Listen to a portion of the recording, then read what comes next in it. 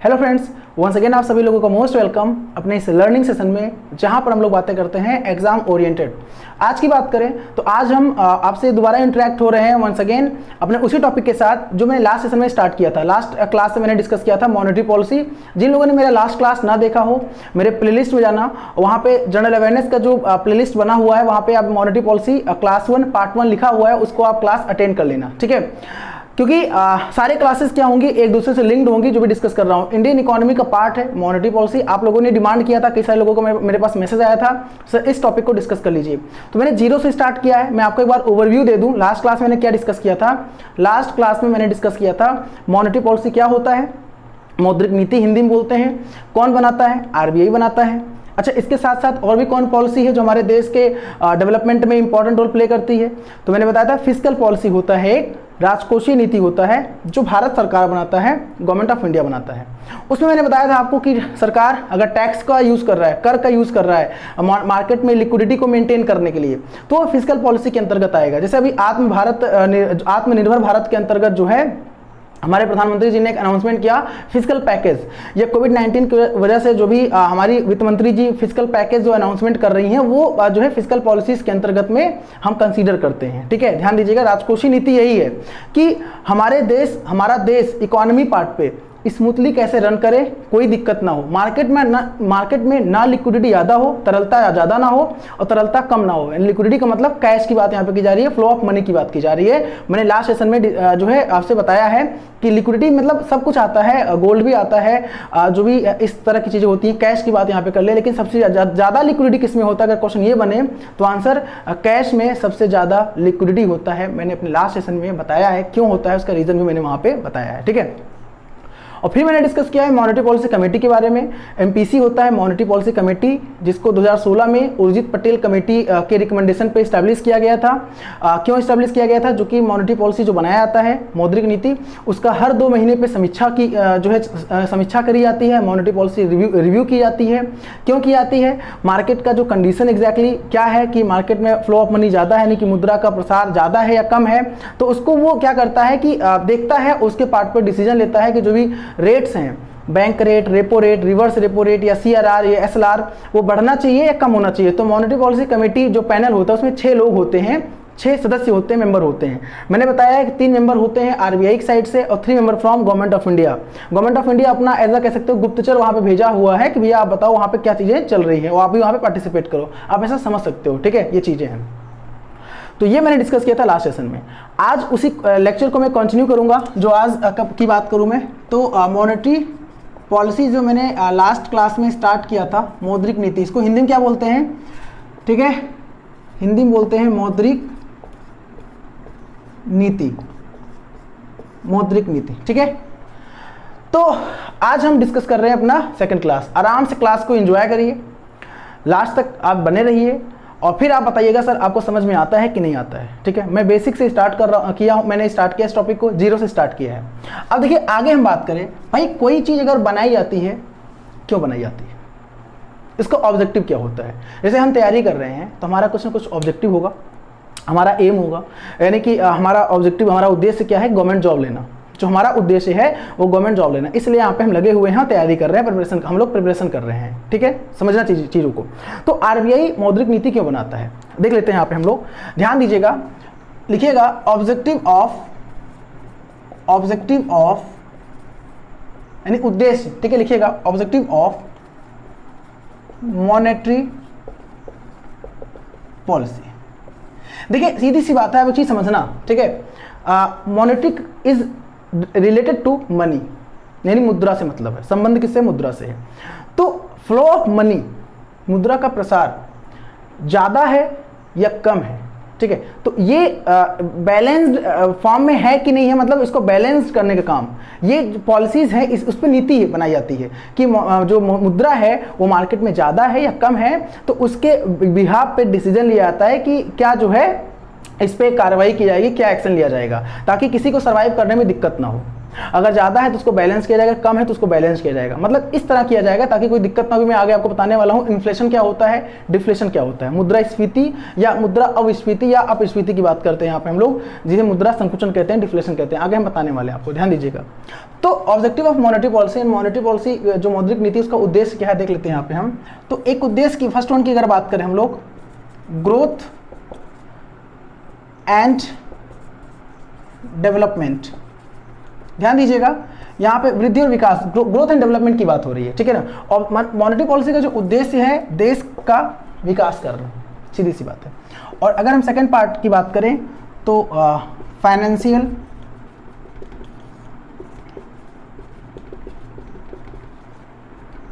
Financial stability, वित्तीय स्थिरता, financial stability. यानी फर्स्ट अगर हम बात करें हम ग्रोथ एंड डेवलपमेंट, विकास की बात यहाँ पे, देश के विकास की बात यहाँ पे की जा रही है। मौद्रिक नीति का उद्देश्य क्या है, ऑब्जेक्टिव क्या है, ध्यान दीजिएगा, देश का विकास करना। दूसरा फाइनेंशियल स्टेबिलिटी की बात कर रहा है यहाँ पे, वित्तीय स्थिरता की बात कर रहा है। जरा मैं एक बार देख लूँगा आपको प्रॉपर विजिबिलिटी है कि नहीं, एक बार, ठीक है, ओके, ठीक है। तो ध्यान दीजिएगा वित्तीय स्थिरता का मतलब क्या होता है, अब मैं आपको यहाँ पे बताने जा रहा हूँ, समझिएगा ध्यान से। एक टर्म निकल के आता है हमारे देश में, अगर ध्यान आपको पता होगा अच्छे से, एक टर्म निकल के आता है इन्फ्लेशन। क्वेश्चन बनता है सर इन्फ्लेशन क्या होता है। इन्फ्लेशन को हिंदी में वो क्या बोलते हैं, नोट कर लीजिएगा, मुद्रा स्फीति, इन्फ्लेशन। और एक टर्म निकल के आता है डिफ्लेशन, ध्यान दीजिएगा, डिफ्लेशन, ठीक है ना। यानी आप कह सकते हो, इसे कहते हो मुद्रा अपस्फीति या अविस्फीति, कुछ इस तरह से चीजें कह सकते हो, ठीक है। अब ध्यान दीजिएगा इन्फ्लेशन क्या है, डिफ्लेशन क्या है। हमारे देश में एक कंडीशन अराइज होता है कभी इन्फ्लेशन का, और एक कंडीशन अराइज होता है डिफ्लेशन का। यही आपका फाइनेंशियल स्टेबिलिटी है। मतलब इसी प्रॉब्लम को एग्जैक्टली प्रॉब्लम है, प्रॉब्लम कैसे मैं आपको बता रहा हूँ, इसी को रिजॉल्व करना है, इसी को रेक्टिफाई करना है। तो इसी वजह से मॉनेटरी पॉलिसी आरबीआई बनाता है और इस पर स्टेप लेता है। ध्यान दीजिएगा बहुत अच्छे से, ठीक है। अब देखो मुद्रास्फीति, अब एक क्वेश्चन बनता है कि सर ये एक मुद्रास्फीति कुछ टेक्निकल लग रहा है, मतलब टेक्निकल का मतलब समझिएगा, थोड़ा टफ वर्ड लग रहा है, ठीक है। मैं आपको आम बोलचाल भाषा में जो हम लोग यूज करते हैं उसका मतलब बताते हैं। इन्फ्लेशन का मतलब क्या होता है, तो सब लोग जानते हैं महंगाई, महंगाई सब लोग जानते हैं। मुझे नहीं लगता कि कोई ऐसा है जो महंगाई के बारे में ना जानता हो महंगाई क्या होता है। तो इन्फ्लेशन मतलब मुद्रास्फीति या महंगाई की बात यहाँ पे कर रहे हैं, ठीक है। और डिफ्लेशन मैंने बताया दिया आपको, अपस्फीति या कह सकते हो मुद्रा संकुचन, मुद्रा संकुचन, या मैंने यहाँ बता दिया आपको महंगाई जो होता है आपका क्या कहलाता है, इन्फ्लेशन जो होता है आपका महंगाई कहलाता है। अच्छा देखो इन्फ्लेशन में IN इन और डिफ्लेशन में DE डी, ठीक है। ध्यान दीजिएगा इन्फ्लेशन मतलब इन, इसी में छिपा हुआ है, इसका जो मतलब है इसी में छिपा हुआ है। इन्फ्लेशन मतलब IN इंक्रीज, IN ध्यान दीजिएगा इंक्रीज, इंक्रीज, ठीक है। और DE मतलब डिक्रीज, डिक्रीज, ध्यान दीजिएगा। IN मतलब इंक्रीज, इन्फ्लेशन में IN है पहला जो फर्स्ट है इंक्रीज, और डिफ्लेशन में DE मतलब डिक्रीज। अब क्या इंक्रीज और क्या डिक्रीज ये समझते हैं आप हम लोग, ठीक है। देखिए ध्यान से समझिएगा, नोट करिएगा, ठीक है। Inflation is the condition when supply of money increase in the market, समझिएगा। मैं आपको बताता हूं यहाँ पे, तो यहाँ पहले आप ध्यान दीजिएगा objective of monetary policy, monetary policy का उद्देश्य ग्रोथ एंड डेवलपमेंट, विकास करना, एंड फाइनेंशियल स्टेबिलिटी, वित्तीय स्थिरता। तो वित्तीय स्थिरता कब होगा, जब इन्फ्लेशन ना होगा या डिफ्लेशन ना होगा, मतलब एक बैलेंस फॉर्म में होगा। स्थिरता, वित्तीय स्थिरता की बात यहाँ पे की जा रही है, फाइनेंशियल स्टेबिलिटी की बात की जा रही है, ठीक है। तो मैं आपको समझाने का प्रयास कर रहा हूँ। तो ग्रोथ एंड डेवलपमेंट को मैं एक काम करता हूँ, यहाँ पे मैं इरेज कर देता हूँ, डिलीट कर देता हूँ आप कह सकते हैं, ठीक है। अब ध्यान समझिएगा, देखिए सर मैं पहले लेता हूँ इन्फ्लेशन को, मुद्रास्फीति को, ये क्या है एग्जैक्टली समझिएगा। मैंने कहा इंक्रीज, इसका संबंध किससे, इंक्रीज से है। यानी कि इन्फ्लेशन इज द कंडीशन, एक ऐसी स्थिति है इन्फ्लेशन जब मुद्रा की जो आपूर्ति है, सप्लाई कह सकते हो, बढ़ जाती है। यानी कि supply of money, supply of money, S of M का मतलब supply of money increase in the market. हम बात कर रहे हैं किसके बारे में, हम बात कर रहे हैं इन्फ्लेशन के बारे में। ध्यान दीजिएगा inflation, inflation is the condition when supply of money increase in the market. अब सीधी सी बात है, जब मार्केट में सप्लाई ज़्यादा हो जाएगा, किसका? मुद्रा का, सबके पास पैसा हो जाएगा। अब देखना एक चीज़, अगला स्टेप क्या होगा? अगला स्टेप, जब सप्लाई ऑफ मनी हो गया तो डिमांड ऑफ प्रोडक्ट बढ़ गया, यानी कि जो उत्पाद है, प्रोडक्ट है, उसका मांग बढ़ गया, क्योंकि पैसा सबके पास आ गया। पहले पैसा किसी के पास नहीं था, या कुछ लोगों, लिमिटेड लोगों के पास था, तो डिमांड उतना नहीं था। लेकिन जैसे ही सप्लाई ऑफ मनी की सप्लाई मार्केट में बढ़ी, वैसे ही डिमांड ऑफ प्रोडक्ट यानी उत्पाद का डिमांड बढ़ गया। अच्छा, उत्पाद का डिमांड बढ़ गया तो जो प्रोडक्ट, वैल्यू ऑफ प्रोडक्ट है, ध्यान दीजिएगा, वैल्यू ऑफ प्रोडक्ट, VOP का मतलब वैल्यू ऑफ प्रोडक्ट, वो तुरंत हाइक कर जाएगा, वस्तुएं महंगी हो जाएंगी। इसे हम आम बोलचाल भाषा में कहते हैं महंगाई आ गया, महंगाई। समझना, जब लोगों के पास पैसा ज़्यादा होगा तो लोग पैसों की कद्र नहीं करेंगे। कद्र का मतलब मैं आपको कुछ इस तरह समझाता हूँ, ध्यान दीजिएगा। महंगाई का मतलब जैसे होता नहीं है कि आप बाहर कहीं रूम लेके रह रहे हो, आप बाहर पढ़ाई कर रहे हो या बाहर आप जॉब कर रहे हो, ठीक है, प्रैक्टिकल समझना, प्रैक्टिकल बता रहा हूँ। तो आप बाहर जॉब कर रहे हो, अपने आप घर कम जाते हो, यानी आप घर कम जा रहे हो, तो आप जब भी घर महीने पे जाते हो या 6 महीने पे जाते हो, 1 साल पे जाते हो, जब भी जाते हो, मतलब कम जाते हो, बाहर रहते हो, तो आपके घर पे डिमांड बहुत होती है। मतलब जैसे पहुँचते हो घर पे, तो जितने लोग होते हैं, माता जी, पिताजी, दादी जी, मतलब जितने लोग घर पे होते हैं, वो आपको लगे हाथ ले लेते हैं, भैया हमारा भैया आ गया, या बच्ची बिटिया, जो भी आप बाहर आप लोग जॉब करते हो, पढ़ाई करते हो, तो मतलब देखा होगा, बड़ा सेवा सत्कार होता है। अच्छा, इवन जो पड़ोस के लोग होते हैं, जो आसपास के लोग होते हैं, अगर गांव में आप रहते हो, कहीं भी रहते हो, आसपास के लोग, भैया कब आए, है ना, ये बिटिया कब आए आप, मतलब भैया, मतलब बड़ा पूछ होता है आपको उस वक्त। तो कहते हैं कि आपकी सप्लाई घर पे कम है तो आपका डिमांड ज़्यादा है, सीधी सी बात है।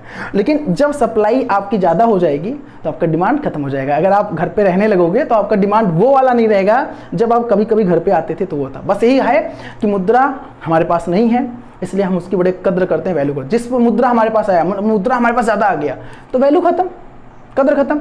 सप्लाई ऑफ मनी यानी कि अगर घर पे आप रहने लगे, जैसे अभी लॉकडाउन है तो अमूमन सब लोग घर पे ही हैं, तो वो वाली कंडीशन नहीं कि आप जब घर पे क्या कि जब कम आते थे तो उस टाइम वैल्यू ज़्यादा होती थी। समझना, प्रैक्टिकल में आपको बताने का प्रयास कर रहा हूँ।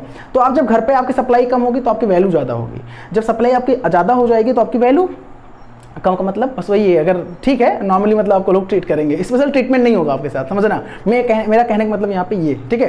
तो सप्लाई ऑफ मनी, मुद्रा का प्रसार ज़्यादा होगा तो जो प्रोडक्ट की डिमांड है वो बढ़ेगी। क्योंकि अब पहले मान लीजिए मैं बात करूँ, लोग जो है 4 व्हीलर की बात करूँ, जैसे फॉर्च्यूनर या लग्जरी गाड़ी की बात करें तो लोग डिमांड करते हैं, ठीक है, मतलब लोगों को पसंद है, लेकिन लोगों को पैसा नहीं है तो लोग कहते हैं यार ठीक है कभी जब होगा तो देखा जाए। पैसा, सबके पास पैसा आ गया तो वो तो मार्केट में लिमिटेड क्वांटिटी में ना, मतलब पैसा अचानक बढ़ा, मनी सप्लाई ऑफ मनी अचानक बढ़ी, लेकिन वो तो मार्केट में लिमिटेड क्वांटिटी में है। तो क्या होता है कि लोग डिमांड करने लगते हैं। सीधी सी बात है, मान लीजिए 100 प्रोडक्ट मार्केट में है, 100 प्रोडक्ट, और खरीदने के लिए आगे कितने लोग, 500 लोग आ गए खरीदने के लिए, सबके पास पैसा आ गया है।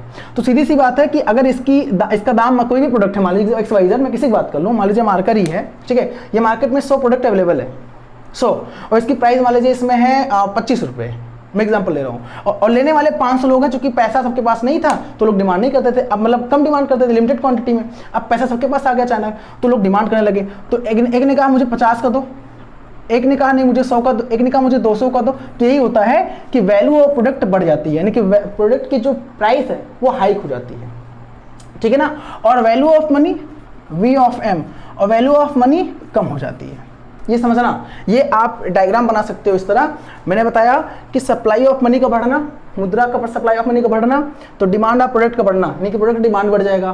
भाई फिर से बता रहा हूँ, जब लोगों के पास पैसा ज़्यादा आएगा तो लोग डिमांड ज़्यादा करेंगे, जो डिमांड करेंगे तो उस प्रोडक्ट की वैल्यू बढ़ जाएगी, और जब उस प्रोडक्ट की वैल्यू बढ़ जाएगी तो बट ऑब्वियस उसकी प्राइस भी हाइक हो जाएगी, उसकी प्राइस भी बढ़ जाएगी। समझ में आ रहा है कि नहीं आ रहा है? बस मेरा बताने का मतलब यहाँ पे ये है। और वैल्यू ऑफ प्रोडक्ट बढ़ी, ठीक है, डिमांड ऑफ प्रोडक्ट बढ़ा तो प्रोडक्ट की वैल्यू बढ़ गई। और वैल्यू ऑफ मनी, मुद्रा का कोई मतलब, मुद्रा का कोई वैल्यू ही नहीं है। क्यों?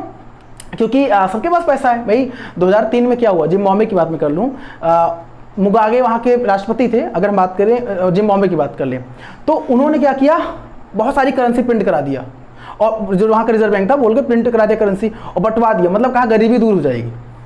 तो सोचो, कुछ लोग कहते नहीं सर अच्छी बात है, जैसे अब देखो, अभी मैं आपको प्रैक्टिकल चीज़ बताता हूँ। लोग कहते हैं मोदी जी 15 लाख रुपए सबके अकाउंट में क्यों नहीं दे रहे हैं?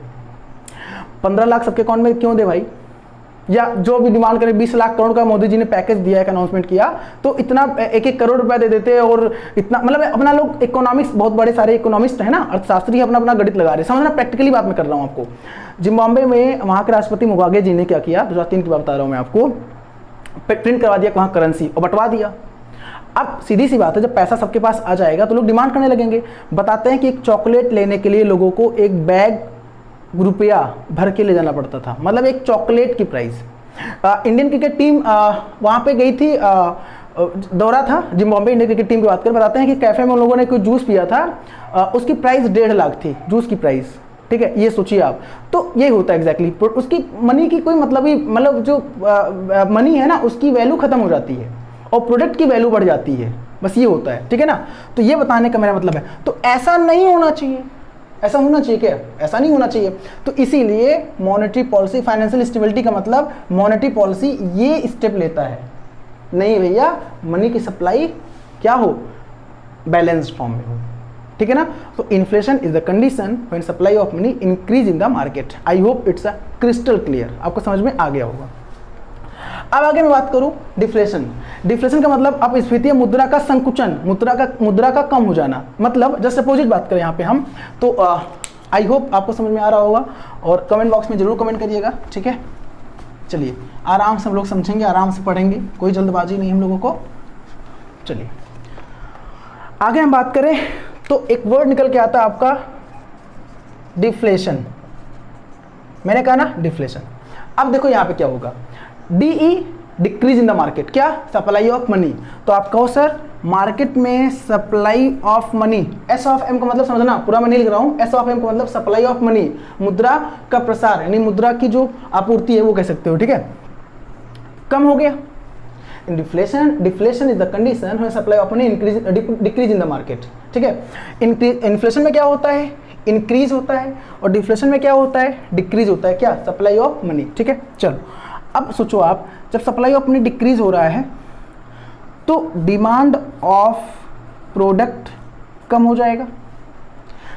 अगर मार्केट में पैसा नहीं लोगों के पास तो क्या लोग प्रोडक्ट का डिमांड करेंगे। जैसे मान लीजिए ये मार्कर है, मार्कर, ठीक है, अब इसकी डिमांड ही नहीं है, मतलब लोगों के पास पैसा ही नहीं है, तो लोग जब पैसा नहीं है तो लोग खरीदे। जैसे अभी लॉकडाउन हुआ, समझना, लॉकडाउन हुआ ना, मैं एग्जांपल ले रहा हूँ, बहुत सारे कोचिंग, बहुत सारे इंस्टीट्यूट, कॉलेज बंद कर दिए गए, तो कहीं ना कहीं लोग क्या कर रहे हैं, डिजिटल मोड में आ रहे हैं, डिजिटली जो है लोग क्या कर रहे हैं, अपने आप को जो है स्लाइड बना रहे हैं, स्लाइड के पार्ट पे चीज़ें जो है क्या कर रहे हैं, डिफाइन कर रहे हैं, समझना आप।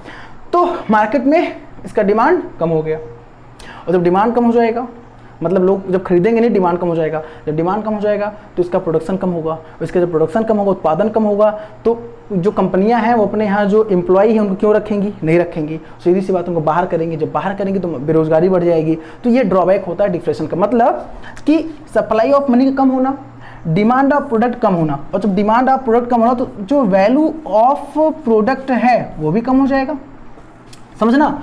इन्फ्लेशन में प्रोडक्ट की वैल्यू बढ़ती है, डिफ्लेशन में प्रोडक्ट की वैल्यू कम होती है, उत्पाद, कोई ऑब्जेक्ट, कोई एंटिटी, उसकी वैल्यू कम होती है। और आगे हम बात करें तो वैल्यू ऑफ मनी बढ़ जाती है, ये आपको समझना होगा, ठीक है ना। वैल्यू ऑफ मनी यानी मुद्रा की वैल्यू बढ़ जाती है। अच्छा एक चीज़ मैं आपको बताऊँ, मुद्रा की वैल्यू तो बढ़ जाती है क्योंकि मुद्रा सबके पास है ही नहीं। जैसे मैंने कहा ना, आप अपने घर पे कम जाते हो, आपकी सप्लाई घर पे कम है तो आपकी वैल्यू बढ़ेगी, ठीक है। लेकिन अच्छा एक बात बताओ, जब लोगों के पास पैसा नहीं है तो लोगों की जो परचेजिंग पावर है वो कम है। इन्फ्लेशन में लोगों की परचेजिंग पावर बढ़ती है, लोगों की क्रय शक्ति बढ़ती है, क्यों, लोगों को पैसा आ जाता है। इन्फ्लेशन में लोगों की वैल्यू ऑफ मनी कम होती है, ध्यान देना, चीज़ समझना, जो बताने का प्रयास कर रहा हूँ। इन्फ्लेशन में वैल्यू ऑफ मनी, यह ऊपर वाला है, इन्फ्लेशन में वैल्यू ऑफ मनी कम होती है, ये वैल्यू ऑफ मनी है, ठीक है। लेकिन जो लोगों की परचेजिंग पावर है वो बढ़ती है, लेकिन मुद्रा का जो मूल्य है वो कम होता है, वैल्यू ऑफ मनी, ये समझना। और डिफ्लेशन में वैल्यू ऑफ मनी, मुद्रा की मूल्य, मुद्रा की वैल्यू बढ़ती है, लेकिन हमारे पास पैसा नहीं है तो हमारी क्रय शक्ति कम हो जाती है, परचेजिंग पावर हमारी कम हो जाती है। समझ में आ रहा है कि नहीं आ रहा है? एक बार फिर से बताता हूँ। मॉनेटरी पॉलिसी का ऑब्जेक्टिव क्या होता है, ग्रोथ एंड डेवलपमेंट, जो मैंने बताया था अभी। आप पीछे देख, अगर आप अभी जुड़ रहे हो तो पीछे देख लीजिएगा, ठीक है। मेरे इस वीडियो को आप दो बार, अगर एक बार दो बार करके देख लेंगे समझ में आपको आसानी से आ जाएगा, ठीक है। दूसरा क्या मैंने बताया कि फाइनेंशियल स्टेबिलिटी। फाइनेंशियल स्टेबिलिटी का मतलब होता है वित्तीय स्थिरता। अब वित्तीय स्थिरता कब होगा? जब इन्फ्लेशन नहीं होगा और जब डिफ्लेशन नहीं होगा, मतलब ना इन्फ्लेशन हो ना डिफ्लेशन हो और बैलेंस फॉर्म में हो, तो क्या होगा? फाइनेंशियल स्टेबिलिटी के पार्ट पे चीज़ें काम करेंगी, ठीक है। ये चीज़ है। तो इन्फ्लेशन क्या होता है? मैंने कहा कि इन्फ्लेशन में आई एन से मतलब increase. Inflation is the condition when supply of money increase in the market. मुद्रा का प्रसार मार्केट में बढ़ गया, मुद्रा सबके पास है, तो जब मुद्रा सबके पास है उसकी वैल्यू कम हो गई, उसकी वैल्यू कम हो गई तो प्रोडक्ट की वैल्यू बढ़ गई, प्रोडक्ट का डिमांड बढ़ गया, उत्पाद का डिमांड बढ़ गया, ये चीज़ होता है। Deflation is the condition when supply of money decrease in the market. Market में डिक्रीज हो गया सप्लाई ऑफ मनी। डिफ्लेशन मतलब संकुचन, मुद्रा का संकुचन मतलब कम हो जाना, संकुचित हो जाना। तो सप्लाई ऑफ मनी कम हुआ तो डिमांड लोग नहीं करेंगे, पैसा नहीं होगा तो डिमांड क्या करेंगे? नहीं करेंगे। मैंने एग्जांपल लिया ना भाई, जब पैसा तो चीज़ें सस्ती हो जाएंगी, जब डिमांड नहीं होगा। जैसे अभी लॉकडाउन की मैं देखा हो, सब्जी वगैरह वेजिटेबल्स वगैरह क्या हो गई हैं? सस्ती हो गई, क्योंकि पैसा लोगों के पास कह सकते हैं कहीं ना कहीं मार्केट में पैसा नहीं है, लिक्विडिटी मार्केट में नहीं है, इसीलिए तो गवर्नमेंट फिस्कल पैकेज दे रही है, बहुत सारी स्कीम दे रही है कि चलो ठीक है एमएसएमई के तहत ये लोन ले लो और इसके तहत ये ले लो, हम आपको जो है मजदूरों मनरेगा के तहत पैसा दे रहा है गवर्नमेंट, वृद्धाश्रम जो वृद्ध लोग हैं, वृद्ध लोगों को पैसा दे रहा है जो है गवर्नमेंट, जो मजदूर प्रवासी मजदूर आ रहे हैं उनको गवर्नमेंट पैसा दे रहा है, ठीक है। तो ये चीज़ जो है इसीलिए दे रहा है, क्योंकि मार्केट में लिक्विडिटी ही नहीं है, और जब लिक्विडिटी नहीं होगा तो लोग डिमांड नहीं करेंगे, ठीक है। तो डिमांड ऑफ प्रोडक्ट क्या हो गया?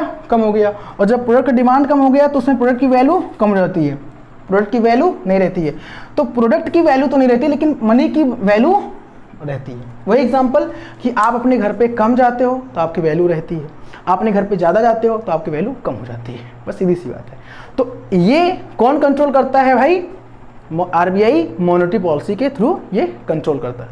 अब हम समझेंगे कि मॉनेटरी पॉलिसी यानी मौद्रिक नीति में कौन सा ऐसा इंस्ट्रूमेंट्स है जिसका प्रयोग करके ये कंट्रोल किया जाता है। मार्केट में कौन से मॉनेटरी पॉलिसी के कौन सा ऐसा इंस्ट्रूमेंट्स है जो मार्केट में लिक्विडिटी को मेंटेन करता है, तो हम लोग इस पे डिस्कशन करने वाले हैं। ये एग्जैक्टली हमारा टॉपिक है। तो इसलिए मैंने कहा ना, मैं आपको पूरा जीरो से बताऊंगा। अगर आपको पढ़ने में इंटरेस्ट अगर है, चीज़ों को इकोनॉमिक्स की बात कर ले हम, या आपको अपने कंट्री की इकोनॉमी समझने में बड़ा दिलचस्पी है, इंटरेस्ट है, और आप चूंकि एग्जाम अगर आप तैयारी कर रहे हो, बी सीरियस, तो आपको ये लेक्चर पसंद आ रहा होगा, मैं दावे के साथ कह सकता हूँ, ठीक है। चलो, तो आई hope it's a crystal clear, आपको यहाँ पे दिक्कत नहीं होगी। ओके, अब आगे हम लोग बात करें, बात करेंगे जो मॉनेटरी पॉलिसी है, ठीक है। ये सब जो काम होता है, मतलब मैंने कहा ना कि ना डिफ्लेशन हो, मुद्रा का संकुचन ना हो, मतलब मुद्रा का सप्लाई, मनी सप्लाई जो है कम ना हो, और इन्फ्लेशन ना हो, मुद्रा की सप्लाई बढ़े ना, तो उसके लिए आरबीआई क्या करता है? तो फिर एक बार बता रहा हूं मॉनेटरी पॉलिसी क्या होता है, ध्यान देना, लिख दे रहा हूं मैं। Monetary policy is a tool, ठीक है, एक टूल है। Monetary policy is a tool that is framed by, मतलब जो कि किसके द्वारा तैयार किया जाता है? फ्रेम्ड मतलब तैयार करना, फ्रेम्ड बाई आरबीआई। क्यों? To control the flow of money in the market. इसका मतलब वही है कि मनी का फ्लो, मतलब इन्फ्लेशन और डिफ्लेशन को नियंत्रित करने काम कौन करता है? मॉनेटरी पॉलिसी करता है। जो मौद्रिक नीति है ये करता है। तैयार कौन करता है? ये तैयार करता है रिजर्व बैंक ऑफ इंडिया। इस चीज को अच्छे से समझिएगा, ठीक है। अब हम बात करेंगे किसके द्वारा, what is the tool which is used by RBI to control the flow of money in the market. उस टूल का नाम बताइए सर, जो आरबीआई प्रयोग करता है मॉनेटरी पॉलिसी में, उस टूल का प्रयोग करता है मार्केट में लिक्विडिटी को मेंटेन करने के लिए, ठीक है। तो आ जाते हैं हम लोग, बात करते हैं इंस्ट्रूमेंट्स ऑफ मॉनेटरी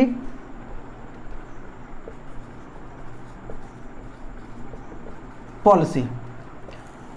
मौद्रिक नीति के इंस्ट्रूमेंट्स, हिंदी में लिखिएगा मौद्रिक नीति के इंस्ट्रूमेंट्स। इंस्ट्रूमेंट्स का मतलब होता है एक, कह सकते हो एक माध्यम जिसका प्रयोग करके जो भी कोई भी प्रॉब्लम रिजॉल्व की जाती है। इंस्ट्रूमेंट्स का मतलब एक माध्यम, इंस्ट्रूमेंट्स एक कह सकते हो ना, जैसे मैं ये मार्कर से मैं क्या कर रहा हूँ, लिख रहा हूँ, तो marker is a instruments, marker is an instruments, ठीक है। मुझे गर्मी लग रही, मैंने फैन चला दिया, फैन इज एन इंस्ट्रूमेंट्स, ये समझना चीज़ों को। तो जो प्रॉब्लम को रिजॉल्व करे वो इंस्ट्रूमेंट्स कहलाता है। तो इंस्ट्रूमेंट्स ऑफ मॉनेटरी पॉलिसी कौन कौन से होते हैं, ध्यान दीजिएगा, ध्यान दीजिएगा यहाँ पे, ठीक है। एक आपका होता है डायरेक्ट इंस्ट्रूमेंट्स, डायरेक्ट इंस्ट्रूमेंट्स, और एक आपका होता है indirect instruments. Indirect instruments, direct instruments में क्या होता है, ध्यान दीजिएगा, CRR, SLR, रीफाइनेंस फैसिलिटी, ठीक है। ये आपका डायरेक्ट इंस्ट्रूमेंट्स होता है, CRR, SLR and refinance facility, ठीक है। और इनडायरेक्ट इंस्ट्रूमेंट्स में क्या होता है, नोट करिएगा। मैं हिंदी बताऊंगा, परेशान मत होना, चूंकि बाबू इकोनॉमिक्स है ना, तो इकोनॉमिक्स यानी अर्थशास्त्र की बात करें या इंडियन इकोनॉमी अर्थव्यवस्था की बात करें, तो भैया कुछ टर्म्स ऐसे होते हैं जो इंग्लिश में ही समझ में आता है, मतलब इंग्लिश में। अब बैंक रेट, बैंक दर बता दूंगा आपको मैं, तो डोंट बी पैनिक प्लीज, बस क्लास को एंजॉय करिए आप, ठीक है। और एक बात और, मैक्सिमम इसको शेयर भी कर दीजिए ताकि हमारे सब्सक्राइबर भी बढ़ जाए, ठीक है। चलो, bank rate, bank rate, repo rate, indirect instruments, ठीक है। ट्रिपल आर को बोलते हैं रिवर्स रेपो रेट, हम आपको बताएंगे जब हम इसको मैं एक्सप्लेन करूंगा तो आप बता दूंगा, रिवर्स रेपो रेट, ठीक है, okay. MSF marginal standing facility होता है, ठीक है, जब मैं एक्सप्लेन करूंगा तो वहां बता दूंगा, ठीक है। OMO और MSS, देखो ये MSF है, ये MSS है, मार्केट स्टेबलाइजेशन स्कीम MSS, और मार्जिनल स्टैंडिंग फैसिलिटी ये अलग होता है। Open market operation, open market operation, bank rate, repo rate, reverse repo rate, marginal standing facility, open market operation और मार्केट स्टेबलाइजेशन स्कीम, ये MSS होता है, ठीक है। अब यहाँ पे चीज समझो आप, सर क्यों नीड पड़ी मॉनेटरी पॉलिसी के इंस्ट्रूमेंट्स को दो पार्ट में बाइफरकेट करने का, यानी कि डिवाइड करने कह सकते हैं, क्यों नीड पड़ी, ऐसी आवश्यकता क्यों पड़ी। तो डायरेक्ट इंस्ट्रूमेंट्स का मतलब ये होता है, समझना, प्रत्यक्ष इंस्ट्रूमेंट्स, और इनडायरेक्ट का मतलब ये होता है अप्रत्यक्ष इंस्ट्रूमेंट्स। प्रत्यक्ष इंस्ट्रूमेंट्स और अप्रत्यक्ष इंस्ट्रूमेंट्स, डायरेक्ट इंस्ट्रूमेंट्स और इनडायरेक्ट इंस्ट्रूमेंट्स। डायरेक्ट इंस्ट्रूमेंट्स का मतलब ये होता है, डायरेक्ट इंस्ट्रूमेंट्स में ऐसे इंस्ट्रूमेंट्स रखे आते हैं, बस ध्यान समझना आप, ठीक है। जैसे मान लीजिए मार्केट में मनी अचानक बढ़ा, मार्केट में मनी अचानक बढ़ा, सप्लाई ऑफ मनी अचानक बढ़ा, और उसे अचानक कम करना है, मतलब रिजल्ट इंस्टेंट चाहिए, समझना। अगर आपको रिजल्ट इंस्टेंट चाहिए, इंस्टेंट रिजल्ट चाहिए, इंस्टेंट, तो यूज किया जाएगा direct instruments. Direct instruments, instant का मतलब तुरंत। मार्केट में अगर मनी लिक्विडिटी को अचानक सकाउट करना है, अचानक ड्रेन करना है, तो यूज किया जाएगा डायरेक्ट इंस्ट्रूमेंट। ध्यान देना, प्रत्यक्ष इंस्ट्रूमेंट्स का रोल क्यों होता है, जो डायरेक्ट इंस्ट्रूमेंट्स होते हैं, मार्केट में लिक्विडिटी को इंस्टेंटली, यहां बात की जा रही है, इंस्टेंटली का मतलब इसका इंपैक्ट तुरंत दिखे, उसका असर तुरंत दिखे, धीरे धीरे ना दिखे। और इनडायरेक्ट इंस्ट्रूमेंट्स का मतलब होता है कि वो सारे इसमें इंस्ट्रूमेंट्स रखे गए हैं, वो सारी चीजें रखी गई हैं जिनका प्रयोग जब आरबीआई करता है, उसका मतलब ये है कि मार्केट में असर दिखेगा बट धीरे धीरे दिखेगा। अगर मार्केट में पैसा ज्यादा हुआ है तो कहते नहीं हो मार्केट में बहुत ज्यादा पैसा है, लिक्विडिटी ज्यादा, सबके पास पैसा है, सब अमीर हो गए हैं, ठीक है, तो कम होगा बट धीरे धीरे कम होगा, मतलब स्लोली। तो यहाँ पे क्या बात है, यहाँ पे चीजें स्लो हैं, यहाँ पे स्लो की बात हो रही है। इनडायरेक्ट इंस्ट्रूमेंट्स में वो सारे इंस्ट्रूमेंट्स हैं जिनका प्रयोग आरबीआई करेगा बट उसका असर धीरे धीरे दिखेगा, असर एक थोड़ा टाइम बाद दिखेगा। लेकिन डायरेक्ट इंस्ट्रूमेंट्स में वो सारे हैं, अगर मार्केट में अचानक असर दिखाना है तो डायरेक्ट इंस्ट्रूमेंट्स इंपैक्ट तुरंत दिखेगा, और इंस्टेंट, ठीक है, उसका जो इंपैक्ट होगा इंस्टेंटली दिखेगा।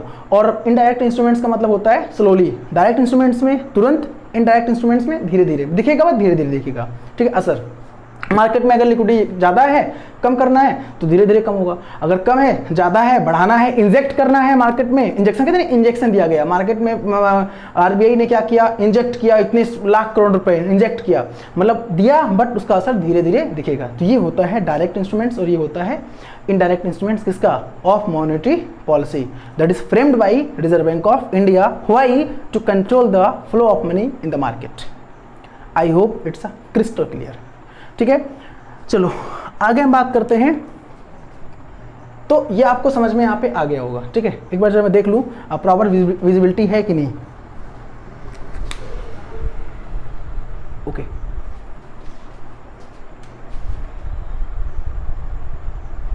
ठीक है, तो दिख रहा है ना, CRR होता है कैश रिजर्व रेशियो, SLR होता है statutory liquidity ratio, statutory liquidity ratio, ठीक है, SLR।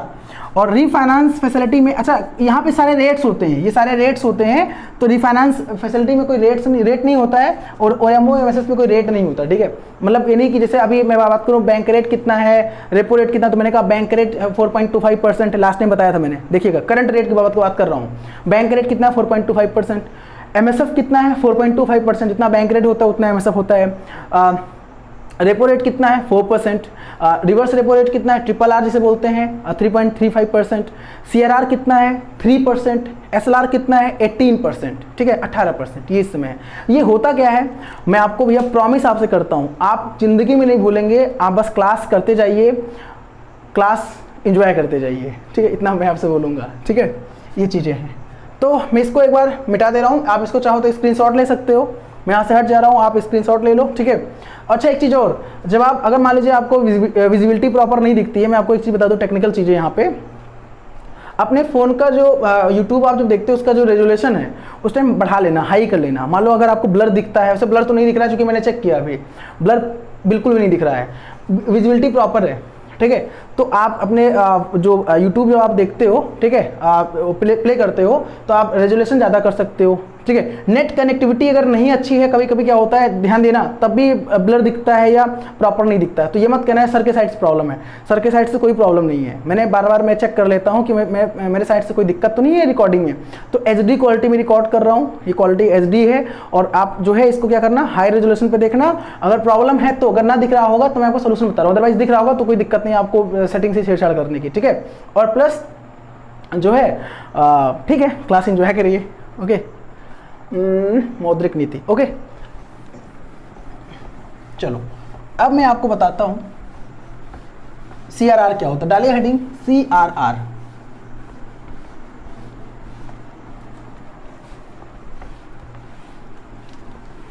देखिए कॉन्सेप्ट अगर आपको चाहिए, कॉन्सेप्ट, ठीक है ना, अगर आपको कॉन्सेप्ट चाहिए तो आप क्लास करिए, कोई दिक्कत नहीं।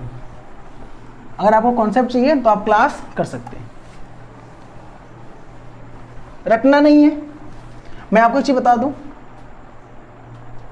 मैं देखता हूं कुछ लोग हो सकता है फॉरवर्ड करके लेक्चर देखते हो, भगा भगा के देखते हो, तो उससे कोई फ़ायदा नहीं होने वाला है। पहली बात, पूरा टाइम आपके पास है, हमारे पास है, हम लोगों को बस एक काम करना है, हेल्दी स्टडी करना है, पढ़ाई करनी है, ठीक है। अगर आपको कुछ लगता हो नहीं सर जो है कुछ समझ में ना आता हो, तो मेरा टेलीग्राम चैनल है, मैं बार बार बोलता हूँ, धीरेन्द्र सर ऑफिशियल नाम का मेरा एक टेलीग्राम चैनल है, उस पर आप जुड़ सकते हैं। धीरेन्द्र प्रताप सिंह भी नाम मेरा सर्च कर लेंगे तो वहाँ पे मेरा टेलीग्राम चैनल है, वहाँ पे जुड़ लेंगे आप। तो वहाँ पे आपकी जो भी क्वेरी होगी डायरेक्टली यार मुझसे बोल सकते हो, कह सकते हो। जैसे मैं आपको नाम बताऊँ, अभी साक्षी मैडम का मैसेज आया था, शायद मैं लेट कर गया ये सेशन देने में, तो साक्षी मैडम ने मैसेज किया, मतलब उसमें ग्रुप में जो है ना, जिसमें लोग जो है क्वेरीज लोग करते हैं, प्रॉब्लम रिजॉल्व होता है वहाँ पे लोगों का, एक दूसरे लोग सब लोग मिलकर क्या करते हैं, आपस में प्रॉब्लम को रिजॉल्व करते हैं। तो मुझे अच्छा लगा, वो वेट कर रही थी। प्रिया मैडम है ऐसे ही, बाकी एक जावेद अली सर हैं, ठीक है, उनकी बात मैं कर लूँ।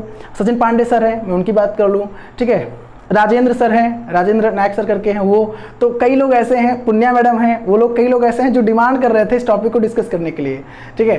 तो मैंने सोचा यही टॉपिक नहीं, अभी तो खैर स्टार्ट किया मॉनेटरी पॉलिसी, मैं आपको सारा टॉपिक डिस्कस करूंगा, जितना टॉपिक है बैंकिंग का या इकोनॉमी का, ठीक है, सब डिस्कस करूंगा। मॉनेटरी पॉलिसी हो गया आपका, फाइनेंशियल मार्केट हो गया आपका, बजट तो खैर मैंने डिस्कस किया, प्लेलिस्ट में जाना बजट आपको मिल जाएगा, वहाँ मैंने स्लाइड पे चीज़ें डिस्कस किया, हालांकि बोर्ड पे डिस्कस कर दूंगा मैं बजट को, ठीक है। इकोनॉमिक्स का बेसिक कॉन्सेप्ट क्या होता है, डिमांड एंड सप्लाई क्या होता है, नेशनल इनकम क्या होता है, राष्ट्रीय आय क्या होता है, फॉरेन ट्रेड क्या होता है, ठीक है, विदेशी व्यापार जब हम लोग पढ़ते हैं, बैलेंस ऑफ पेमेंट और बैलेंस ऑफ ट्रेड की बात करते हैं। बाकी प्योर बैंकिंग की बात करें तो प्रॉम्प्ट करेक्टिव एक्शन क्या होता है, नॉन परफॉर्मिंग एसेट्स क्या होता है, या हम लोग बात करें वहाँ पे MCLR क्या होता है, marginal cost of fund based lending rate क्या होता है, ये सब हम लोग प्योर बैंकिंग के बारे में बात करेंगे। क्योंकि मेरा जो टैगलाइन है क्या है, प्योर टीचिंग नथिंग एल्स। खैर ज़्यादा बात नहीं करते, नहीं तो आप लोग सोचेंगे सर बात करने लगे, ठीक है। तो अब हम बात करेंगे मॉनेटरी पॉलिसी का जो डायरेक्ट इंस्ट्रूमेंट्स है,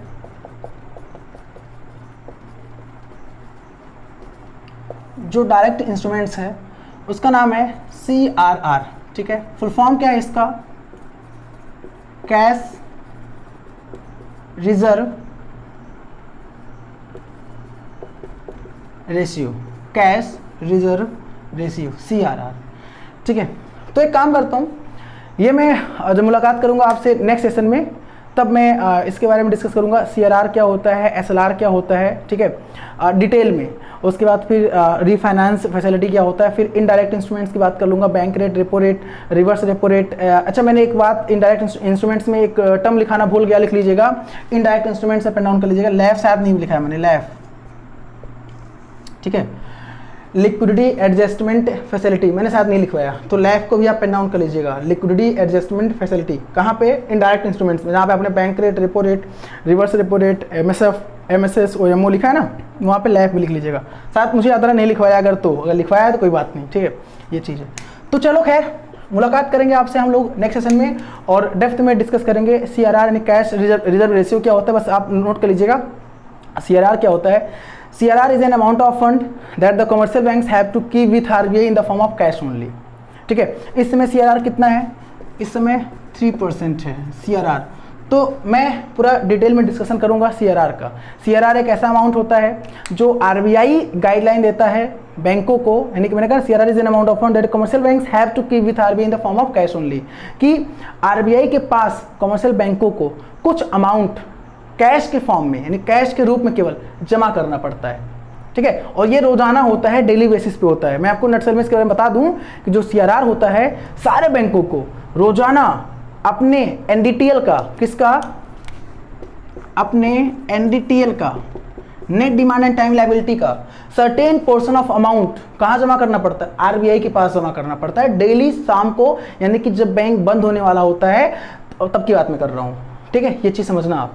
तो net demand and time liability क्या होता है, CRR क्या होता है, बैंक ये RBI क्यों गाइडलाइन देता है, RBI क्यों डायरेक्शन देता है कि बैंकों को जमा करना होगा। और देखना हैव टू का मतलब जमा करना पड़ेगा, मतलब RBI बोल नहीं रहा है, ठीक है, ऑप्शन नहीं दे रहा है कि नहीं जमा कर लेना अगर हो तो।